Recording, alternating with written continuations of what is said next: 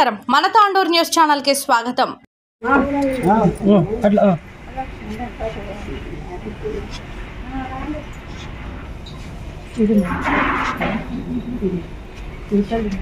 వర్దిల్లాలి NF5W వర్దిల్లాలి వర్దిల్లాలి వర్దిల్లాలి NF5W వర్దిల్లాలి వర్దిల్లాలి వర్దిల్లాలి NF5W వర్దిల్లాలి వర్దిల్లాలి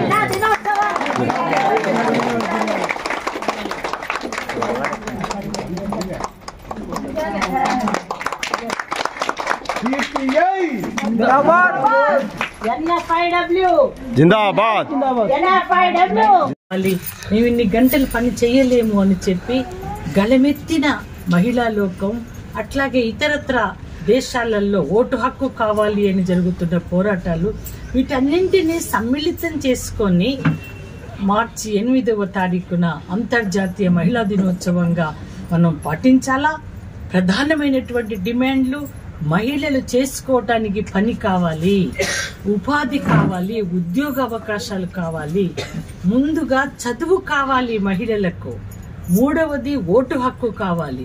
మా దేశంలో ఎవరు పరిపాలన చేయాలో అధికారంలోకి రాబోయేటటువంటి రాజకీయ పార్టీని మా ఓటు ద్వారా ఎవరికి అవకాశం ఇవ్వాలో, మా యోగక్షేమాలు చూసేటటువంటి మంచి మంచి దేశ అభివృద్ధికి, ప్రజల అభివృద్ధికి విధానాలు రూపొందించేటటువంటి భావాలు ఉన్నటువంటి రాజకీయ పార్టీలకే మేము ఓటేయటానికి మాకు ఓటు హక్కు కావాలి అని ఈ 3 డిమాండ్ల మీద అంతర్జాతీయ మహిళా దినోత్సవం నిర్వహించాలి అని చెప్పి ఆనాడు క్లారా జెట్కిన్ పిలుపివ్వటం, ఆమె జర్మనీ దేశస్థురాలు, ఆమె పిలుపునివ్వటం, ఆ తరువాత ఆనాటి నుంచి ఈనాటి వరకు కూడా మహిళల చదువు, మహిళల ఉద్యోగ అవకాశాలు, ఉపాధి అవకాశాలు, వాళ్ళ ఆరోగ్య స్థితిగతులు, అట్లాగే ఓటు హక్కు ఈ మధ్య కాలం వరకు కూడా ప్రపంచ దేశాలన్నింటిలో ఓటు హక్కు మహిళలు పొందగలిగారు।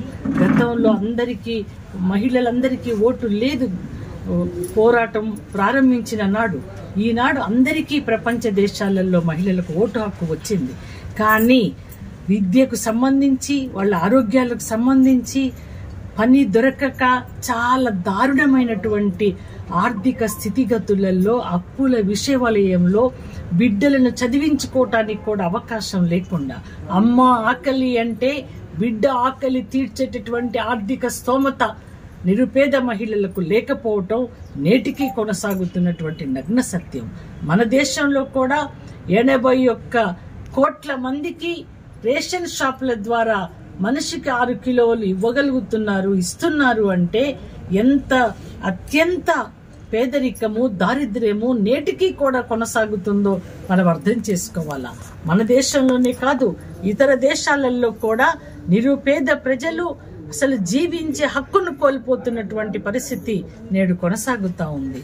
అందుకే భారత జాతీయ మహిళా సమాఖ్య మనము దాతృత్వం మాత్రమే కాదు మనం వ్యక్తం చేయాల్సింది, కొనసాగించాల్సింది మన ఆత్మ గౌరవం ఏంటి, పురుషులతో పాటు సమాన హక్కులు, అవకాశాలు, అధికారాలు అన్ని రంగాలలో రావాలి అంటే ఏ రకమైన ఆత్మ గౌరవాన్ని నిలబెట్టుకోవటానికి మనందరము గుమికూడాలో, పోరాడాలో ఆలోచించమని చెప్పి దేశ మహిళా లోకానికి భారత జాతీయ మహిళా సమాఖ్య పిలుపునివ్వటం జరిగింది।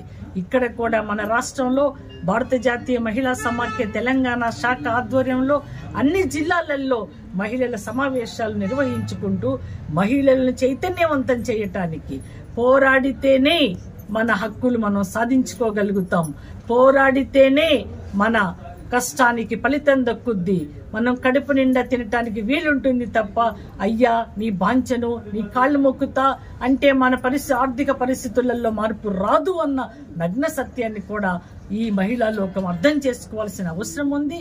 అసలు 1995వ సంవత్సరంలో బీజింగ్ ప్రపంచ 4వ మహిళా మహాసభ జరిగింది। ఆ మహాసభకు నేను, చంద్ర రాజకుమారి గారు మన రాష్ట్రం నుంచి హాజరయ్యాము ఆనాడు।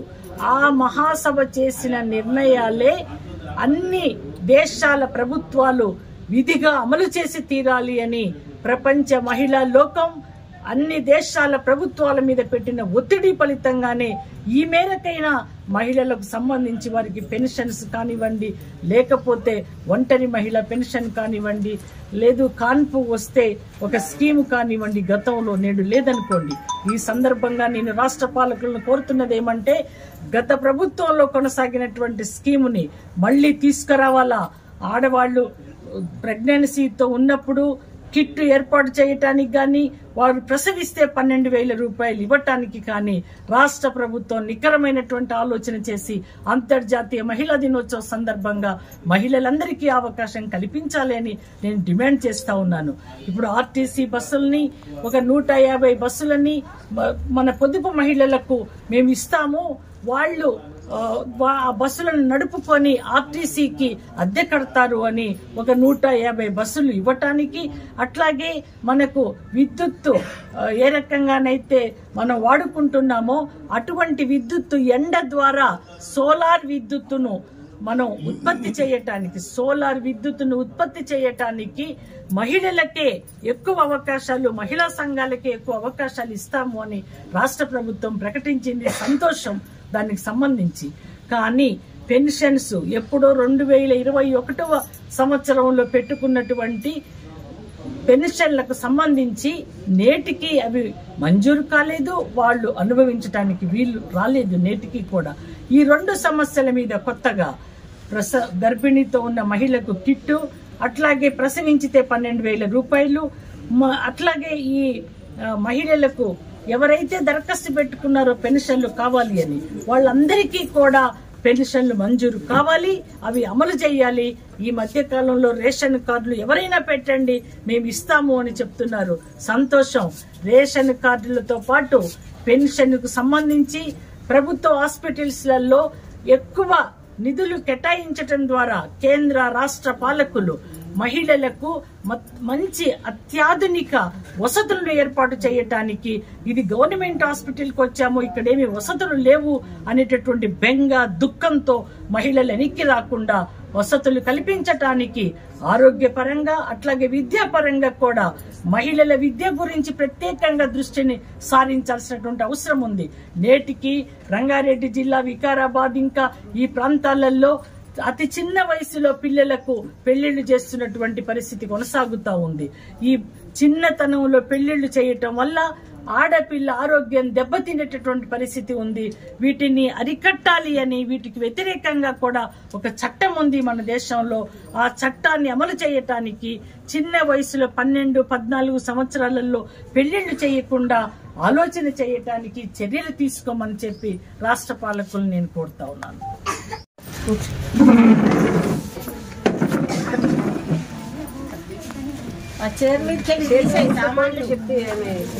సామాన్లు తీస్తే కూర్చొనికి వస్తుంది. ఆ పెద్ద మనిషి ఎండకైతే కూర్చొని ఆడ కూర్చో. మీరు ఆడవాళ్ళు కొంచెం ఇక్కడ కింద కూర్చోండి, జాగుంది. ఒకరి ఈరోజు మనమందరం కూడా మహిళా సమాఖ్య, జాతీయ మహిళా సమాఖ్య నిర్వహించిన తాండూరు పట్టణంలో వికారాబాద్ జిల్లా సదస్సుకు హాజరైన మన జాతీయ కార్యవర్గ సభ్యురాలు, రాష్ట్ర సెక్రటేరియట్ మెంబరు, అన్ని రైతు సంఘాల కన్వీనర్ అంటే madam secretary, convening committee secretary, మన రైతు సంఘం, తెలంగాణ రైతు సంఘానికి కార్యదర్శి పశపద్మ గారు, మహిళా సమాఖ్య బాధ్యురాలు మన రాష్ట్రానికి, వారు తాండూరుకు వచ్చినందుకు ముందుగా వారికి ధన్యవాదాలు తెలియజేస్తున్నా. అనుబంధం గొప్పది. ఎందుకంటే ఇదే మహిళలు తాండూరు ప్రాంతం లోపల ఉవ్వెత్తున ఎగిసిపడి తాండూరు ప్రాంతం లోపల ప్రజలకు అన్ని మురికివాడల మహిళలు కూడా తమ హక్కుల కోసం, ప్రభుత్వాల నుండి వచ్చే పథకాల కోసం పోరాటం ఏదైతే సాగించిండ్రో ఆ పోరాటంకి, ప్రతి పోరాటంలో కూడా ఇందిరా పార్క్ వద్ద ధర్నానైతేనేమి, గవర్నర్ గారిని కలవడం అయితేనేమి, ముఖ్యమంత్రి గారి దగ్గర వెళ్ళడం అయితేనేమి, తాండూరు లోపల ధర్నాలో పార్టిసిపేట్ చేస్తాం. కానీ ప్రతి దాంట్లో కూడా కీలక పాత్ర మనకందరికీ కూడా అండగా ఉన్నారు పద్మ గారు. అంతేకాకుండా తాండూరు ప్రాంతంలో గడి ప్రాంతం లోపల పేదలకు ఇంటి స్థలాలు మనం ఆ రోజు రాజశేఖర రెడ్డి గారు ప్రభుత్వం ఉన్నప్పుడు ఇప్పించడం లోపల కూడా కీలక పాత్ర పోషించింది పద్మ గారు. ఆ రోజు ఆ పేద ప్రజలకు గడి ప్రాంతం లోపల ఆ ఇండ్లు రావడం అంటే వారు రాజశేఖర రెడ్డి గారికి వారి పట్ల ఉన్న గౌరవము, వారికి అడగడము, దాంతో మనకు గడి ప్రాంతం లోపల స్థలాలు పేదలకు ఇండ్ల స్థలాలు రావడం జరిగింది. అంతేకాకుండా ఆ రోజే మహిళలకు కరాటే ఇటువంటి వాటి లోపల ఆత్మరక్షణ కోసం ఏవైతే జీవో తీసుకొని వచ్చిండ్రు రాజశేఖర రెడ్డి గారు ఆ రోజు, అది కూడా మేడం గారు చెప్పడం ద్వారానే తీసుకురావడం జరిగింది. కాబట్టి వారు ఇంత చిన్నపాటి సదస్సుకు వచ్చినందుకు వారికి ధన్యవాదాలు తెలియజేస్తున్నా. మహిళలందరం కూడా ఈరోజు రోజుకు మహిళలను ఈ ప్రభుత్వాలు లేకపోతే ఈ రాజకీయ పార్టీలు వారి ఆత్మగౌరవాన్ని దెబ్బతీస్తూ వారికి ఏ విధంగా అన్ని రంగాల లోపల కూడా మనము ప్రభుత్వాలే కాకుండా అంటే వ్యవస్థలో మహిళలకు ఆ ఆత్మగౌరవాన్ని కాపాడడానికి వారిపై జరుగుతున్న దాడులను అరికట్టడానికి వీటన్నిటి లోపల కూడా కీలక పాత్ర పోషించవలసిన బాధ్యత ప్రభుత్వాలది ఉన్నప్పటికీ కూడా ఈ రోజుకి మహిళలకు అన్ని చోట్లలో కూడా అన్యాయం జరుగుతుంది. మనము ప్రతి చిన్నపాటి పని నుండి రాజకీయ అంటే ప్రధాన మంత్రుల దాకా కూడా మహిళలు ఉన్నప్పటికీ కూడా ఈ రోజుకి కూడా మహిళలు ఎన్నో చేసే పని చోట లేకపోతే సమాజం లోపల ప్రతి చోట కూడా అవమానాలకు గురవుతుంది. కాబట్టి ఈసారి మనం మహిళల ఆత్మగౌరవం వారి హక్కు ఎవరు వాళ్ళకు బిచ్చమేస్తలేరు, దాతృత్వం కాదు, దానికోసం పోరాడదాం అనే నినాదంతో ఈ మహిళా దినోత్సవాన్ని మనం తీసుకోవడం జరిగింది. అయితే ఇది ఎందుకు అనేది ప్రతి మహిళ కూడా గమనించవలసిన అవసరం ఉంది.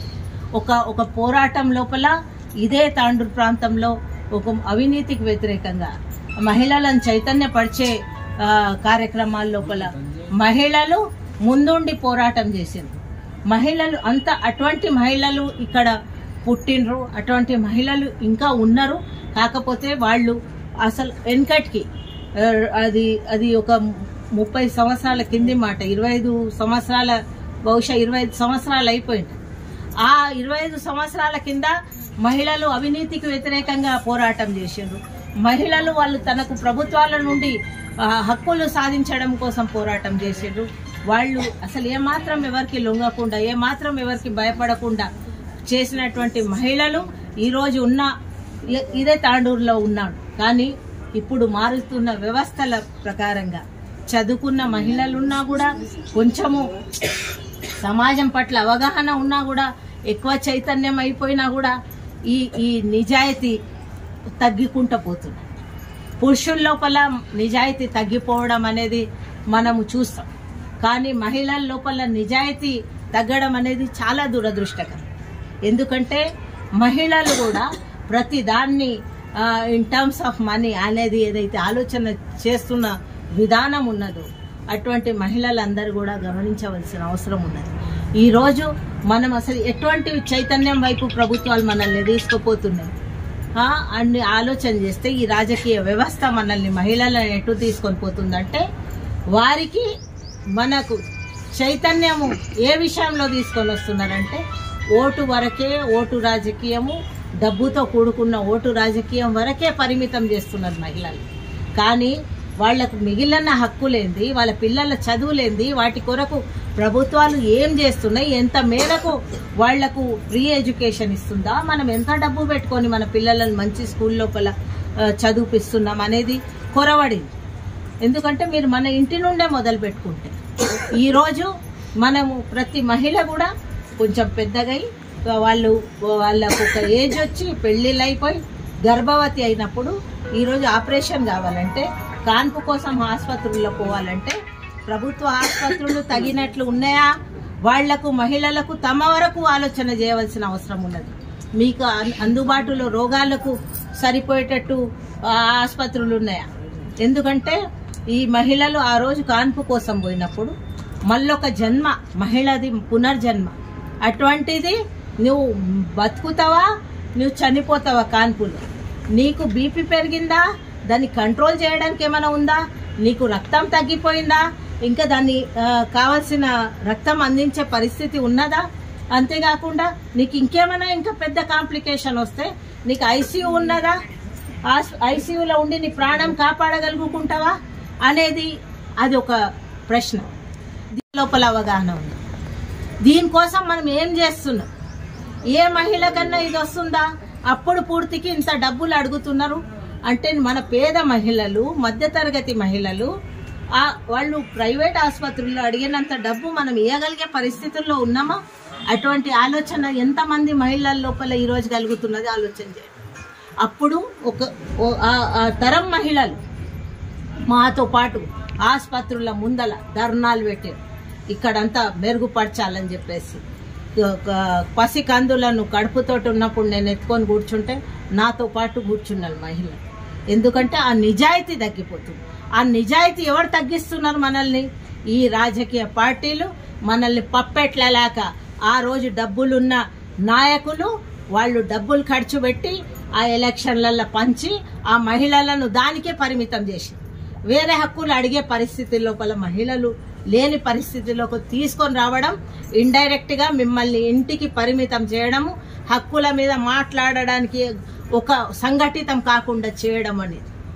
సంఘటితం మీరు ఎప్పుడైతారు? మీ సమస్యల మీద మీకు అవగాహన ఉంటే మీరు సంఘటితం అవుతారు.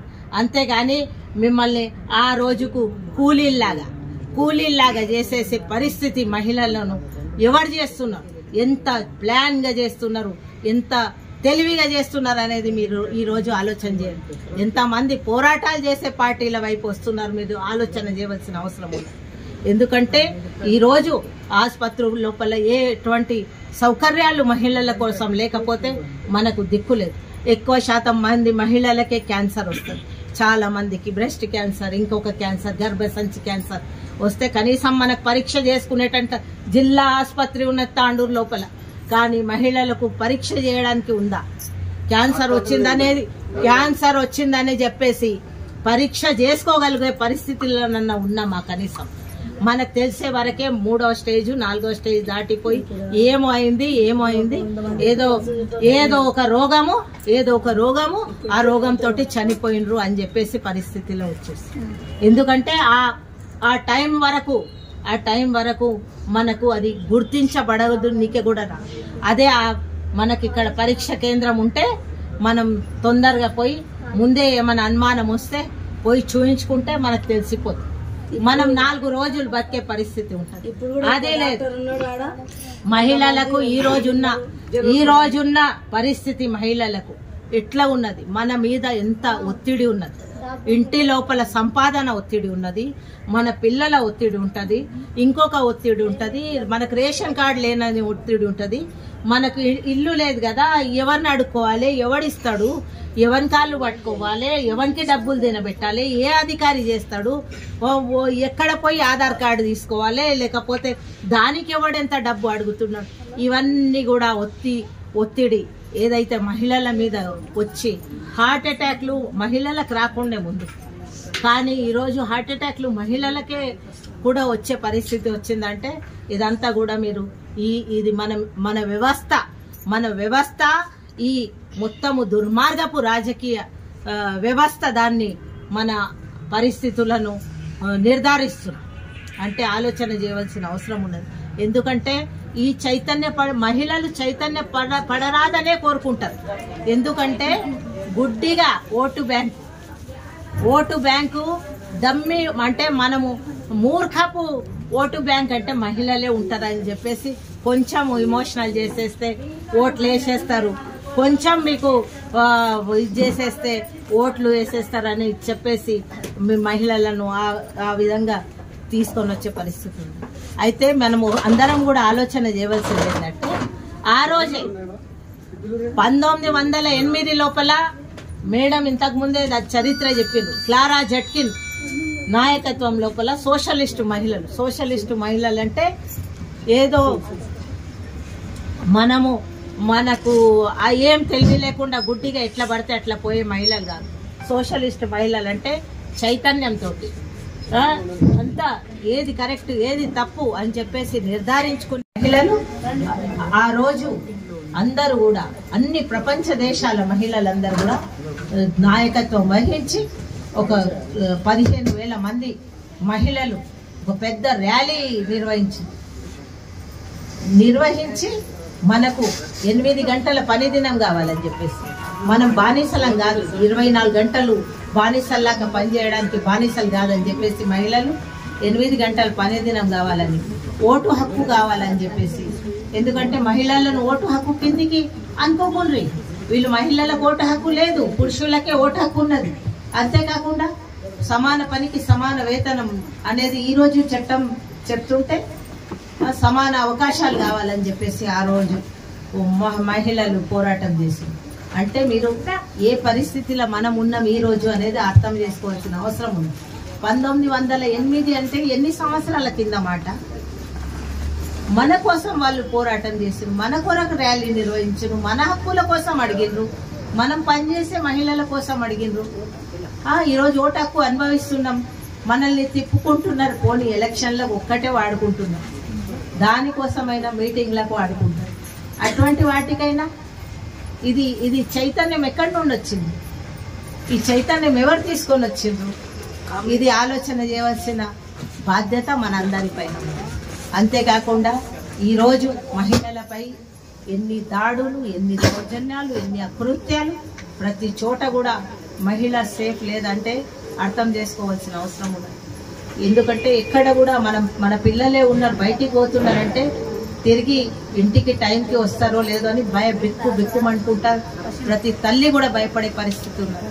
ఎందుకంటే బయటికి పోయింది పిల్ల, వస్తుందా కరెక్ట్, ఇంటికి చేరుకుంటుందా లేదా, మధ్యలో ఏమైనా ఇబ్బంది అవుతుందా? మన పిల్ల మంచిదే ఉంటుంది, మన పిల్ల తప్పు ఉండకపోవచ్చు, కానీ ఆమె మన ఇంటి వరకు చేరుకుంటుందా, మధ్యలో ఏమైనా ఇబ్బంది అవుతుందా, లేకపోతే ఇంకేదన్నా జరుగుతుందా అనే భయంతో ఈరోజు బతుకుతున్నామంటే ఇంత ఉన్నతమైన భారతదేశం ఎక్కడైతే స్త్రీ పూజించబడుతుంది, స్త్రీ దేవతతో సమానం అని చెప్పేసిన దేశం లోపల ఇటువంటి అకృత్యాలు జరుగుతున్నాయంటే చదువుకున్న అమ్మాయిల మీద, చదువుకోని అమ్మాయిల మీద, ప్రతి ఒక్కరి మీద ఎక్కడైనా ఊర్లల్లో ముసలోళ్ళు, చిన్న పిల్లలు, కొంతమంది చెప్తారు సమాజంలో బుద్ధిమంతులు, ఆడోళ్ళు ఇటువంటి బట్టలు వేసుకుంటేనే వాళ్ళకి అట్లా చేస్తారని చెప్పేసి. బుద్ధి లేని మూర్ఖులు 4 నెలల పిల్లకు ఏముంటుంది, వాళ్ళకి బట్టలు వేసుకునే అవగాహన ఏముంటుంది?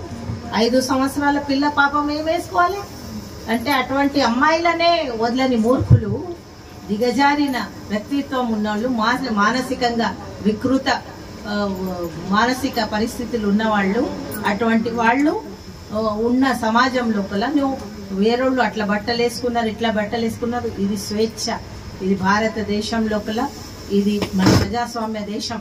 దీని లోపల ప్రతి ఒక్కరికి కూడా ఏమి తిండి తినాలంటే, ఏ ధర్మాన్ని పాటించాలంటే, ఏ బట్టలు కట్టుకోవాలంటే, ఎట్లా ఉండాలంటే అందరికి కూడా హక్కున్నది. దీంట్లో ఎవరెవరిని చేయడానికి లేదు, ఎవరెవరి మీద ఒత్తిడి చేయడానికి, నిర్ధారించడానికి లేదు. కాబట్టి ఇది అందరూ కూడా గమనించాలి. ఎందుకు బయటి దేశాల లోపల మహిళలు లేరా? వాళ్ళు పని చేస్తలేరా? లేకపోతే వాళ్ళు ఏం వేసుకొని ప్యాంట్ షర్ట్లు వేసుకుంటలేరా? వాళ్ళు పనులకు పోతలేరా? మరి వాళ్ళు మంచిగా ఉన్నారే. మన దేశంలో జరుగుతున్న మహిళల మీద దాడులు జరుగుతున్నంత విపరీతమైన దాడులు ఏవైతే మన దేశంలో జరుగుతున్నాయి వేరే దేశాల్లో ఎందుకు జరుగుతలే? కారణం ఇదంతా కూడా మనమందరం కూడా ఆలోచన చేయవలసిన అవసరం ఉంది. మన దగ్గర అమ్మాయిలను ఒక విధంగా, అబ్బాయిలను ఒక విధంగా పెంచకుండా ప్రతి ఇంట్లో కూడా అమ్మాయికి అబ్బాయికి సమానంగా చూడాలి. వాళ్లకు వీళ్ళకు పని చెప్తే వాళ్ళకి అబ్బాయిలకు కూడా ఖచ్చితంగా పని నేర్పాలి. అయితేనే వాళ్ళు కూడా వీళ్ళ మహిళలను సమానం. మనమే ఇళ్లలో ఫరక్ చేస్తున్నాం. మద్దతు ధర, పత్తికి మద్దతు ధర, కొంత వరికి మద్దతు ధర, మొక్కజొన్నకు మద్దతు ధర, ఇవన్నీ అమ్ముకుంటున్నాం మనం. రేపు ఆయన తీసుకొచ్చే ఈ విధానం వల్ల మద్దతు ధర కూడా మనకు మిగలదు. మనం ఏమంటున్నాం, ఎంత పెట్టుబడి పెడతామో వ్యవసాయం చేయడానికి అందులో సగం అదనంగా కలిపి మద్దతు ధరల గ్యారెంటీ చట్టం చేయమంటున్నాం. రైతులు రుణాలు చేసి అప్పుల వలయంలో చిక్కుపట్టి మన విజయలక్ష్మి గారు చెప్పినట్లుగా ఆత్మహత్యల పాలవుతా ఉన్నారు, ఆకలి చావులు ఇదవుతా ఉన్నారు. అమ్మ అన్నం పెట్టమ్మ అంటే బిడ్డకన్నం పెట్టలేని దశకు ఈ రోజు రైతు కుటుంబాలు చేరుకున్నాయి. అంతేకాదు రంగారెడ్డి, ఆదిలాబాద్, మహబూబ్ నగర్ జిల్లాలలో తినడానికి అన్నం లేక ఉదయమే 5 రూపాయల బిస్కెట్ ప్యాకెట్ కొనుక్కొని ఆ బిస్కెట్లు తిని మంచినీళ్లు తాగి కూలీ నాలికి వెళ్తున్నారమ్మా రైతులు, రైతు కూలీలు. నేను మీ అందరినీ కోరుతున్నది ఏమంటే, ప్రధానమంత్రి మోడీ గారు తీసుకొచ్చిన జాతీయ వ్యవసాయ మార్కెట్ విధానాన్ని రద్దు చేయకపోతే రైతులు ఈ దేశంలో వ్యవసాయం చేయలేరు. అందుకోసమే దీన్ని వ్యతిరేకిస్తూ ఈ ధర్నా కార్యక్రమాన్ని మనం ఇక్కడ నిర్వహించుకుంటున్నాము. అట్లాగే పంటలకు మద్దతు ధరల గ్యారెంటీ చట్టం, రుణమాఫీ చట్టం వచ్చేంత వరకు మనం పోరాడాలన్నా. బాగా డబ్బున్నటువంటి వాళ్ళకి లక్షల కోట్ల రూపాయలు రద్దు చేసింది కేంద్ర ప్రభుత్వం. రైతుల అప్పులను ఎందుకు రద్దు చేయరు అని మనం అడుగుతా ఉన్నాం. మన రాష్ట్రంలో కూడా రైతు భరోసా రైతులందరికీ వెంటనే ఇవ్వాలి అని, రుణమాఫీ ఎన్నికలలో వాగ్దానం చేసిన మేరకు రైతులందరి రుణాన్ని మాఫీ చేయాలి అని డిమాండ్ చేస్తా ఉన్నాం. పంటల బీమా పథకాన్ని, రైతు బీమా పథకాన్ని అమలు చేసేంత వరకు మనం ఐక్యంగా గుమిగూడి పోరాడాల్సిన అవసరం ఉంది. ఇక్కడ విమలమ్మ ఉంది, ఆమె మన క్యారెట్ పంటని పండిస్తుంది. ఆ పంటని హైదరాబాద్ తీసుకొస్తే ఇక్కడ సరి అయిన ధర రాదు, అయినా సరే మామూలు ధరలకు ఆమె అమ్ముకొని వస్తుంది. ఆమె వ్యవసాయం చేసే పెట్టుబడి కూడా ఆమె చేతికి వెనక్కి రావటం లేదు. మరి విమలమ్మ లాంటి, చంద్రమ్మ లాంటి ఒక్కొక్కళ్ళ పేరు నాకు తెలియదు, మీరందరూ అట్లాగే ఇక్కడికి వచ్చిన రైతు సంఘం నాయకులు అనంతయ్య గారు అట్లాగే కూడా పట్టుదలతో గ్రామాన మందమ్మ, గ్రామాన ఏకమై మనం కేంద్రంలో ఉన్న బీజేపీ పాలకులు, నరేంద్ర మోడీ ప్రధానమంత్రి రైతులకు వ్యతిరేకంగా చేస్తా ఉన్నాడు ప్రతి పని. ఆయన బాగా డబ్బున్న వ్యాపారస్తులకు ఎట్లా లాభాలు వస్తాయో ఆలోచిస్తున్నాడు తప్ప రైతుల గురించి ఆలోచించడం లేదు. మీ అందరినీ నేను కోరుకుంటున్నది ఏమంటే, పౌరుషంతో, కోపంతో, బాధతో మోడీ చేస్తున్న రైతు వ్యతిరేక విధానాలను వ్యతిరేకించండి. జాతీయ వ్యవసాయ మార్కెట్ విధానం రద్దయ్యేంత వరకు ఇతర పోమని హెచ్చరిక చేస్తా ఉన్నాను నేను మోడీ గారికి. మాకు వ్యతిరేక చర్యలు చేస్తే మేము ఊర్లో సహించబోని చెప్పడానికి గ్రామాలలో మన రైతుల్ని మనం ఏకం చేయాలా. విజయలక్ష్మి గారు మాట్లాడుతూ ఒక మాట చెప్పారు, అన్నం తినే, రొట్టె తినే ప్రతి ఒక్కరి బాధ్యత రైతును కాపాడటం, వ్యవసాయాన్ని కాపాడుకోవటం. అవునా కాదా? వ్యవసాయం లేకపోతే మనకు వ్యవసాయ పనులతో కూలిన కూలి రాదు. ఎక్కడ పనులు చేసుకుంటాం మనం? అందుకే ఈ సందర్భంగా నేను మీ అందరినీ కోరుతున్నది, రైతులు రక్షించబడాలా. మన జిల్లా సెక్రటరీ సురేష్ గారు ఉన్నారు, ఆయన మీ గ్రామాలకు వస్తాడు. తెలంగాణ రాష్ట్ర రైతు సంఘం సభ్యత్వం జరిపించండి, కమిటీలు వేయండి, మండల కమిటీలు వేయండి. నేను ఈ సందర్భంగా నిజామాబాద్ లో 25, 26, 27 ఈ మార్చి నెలలోనే జరగబోయే రాష్ట్ర మహాసభలకు ఇక్కడ నుంచి మహిళలు, పురుషులు అందరూ అక్కడికి డెలిగేట్ గా రావాలి అంటే గ్రామాన తెలంగాణ రాష్ట్ర రైతు సంఘం సభ్యత్వం చేర్పించమని నేను మీ అందరినీ కోరుతూ ఈ సందర్భంగా మీ అందరికీ ధన్యవాదాలు తెలియజేసుకుంటూ ముగిస్తాను. రద్దు చేయాలి జాతీయ మార్కెట్ విధానాన్ని, కల్పించాలి రైతులకు మద్దతు ధరను, కల్పించాలి రైతులకు మద్దతు ధరను,